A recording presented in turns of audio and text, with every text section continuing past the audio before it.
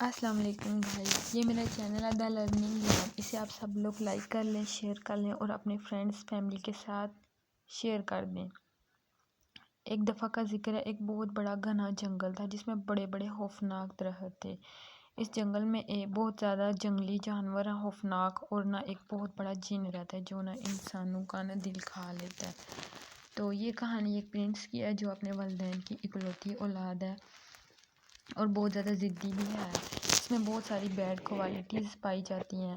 یہ نا پریوں کے خواب دیکھتا رہتا ہے اور بہت زیادہ غصے والا ہے اور بہت زیادہ ضد کرتا ہے۔ تو نا اس کے فادر جو ہوتے ہیں وہ اس سے تنگ آ کے نا اسے نا گھر سے باہر نکال دیتے ہیں۔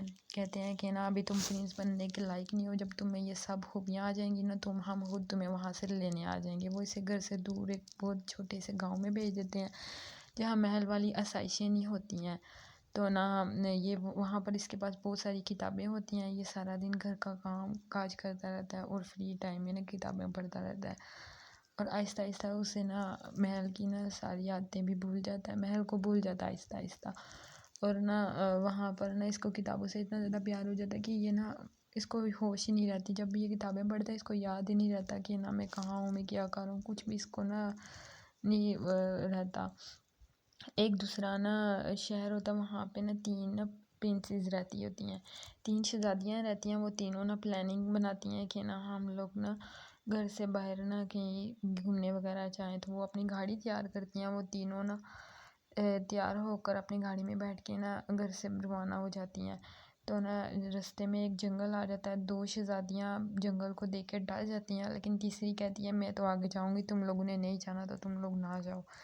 ایسے بول کے وہ جنگل کی طرف چلی جاتی ہے، اور نا جنگل میں چلتے چلتے نا اس کو نا کچھ خوفناک جانوروں کی آوازیں آتی ہیں اور کچھ نظر بھی آ جاتے ہیں۔ ان کو دیکھ کے وہ چیخنے چلانے لگتی ہے اور نا بیٹھ کے زور زور سے رونے لگ جاتی ہے۔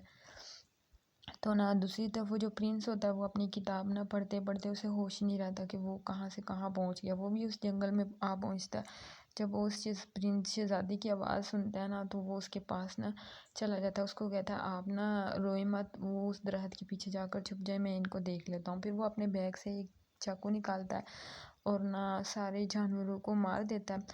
جب وہ سب کو مار دیتا ہے پھر نا وہ جو جن ہوتا ہے وہ جنگل سے باہر آ جاتا ہے، کہتا ہے تم مجھے مارو گے، تمہاری اتنی ہمت، تم اتنے چھوٹے سے ہو، تم کیا مجھے مارو گے۔ اتنا ہی وہ بولتا ہے کہ وہ پرنس اپنے چاقو سے اس کی گردن جسم سے الگ کر دیتا ہے، اور نہ وہ شہزادی کو لے کے نا جنگل سے باہر آ جاتا ہے۔ جب وہ باہر آتے ہیں تو نا وہ نا اپنے والدین کو دیکھ کر بہت زیادہ خوش ہوتا ہے پرنس۔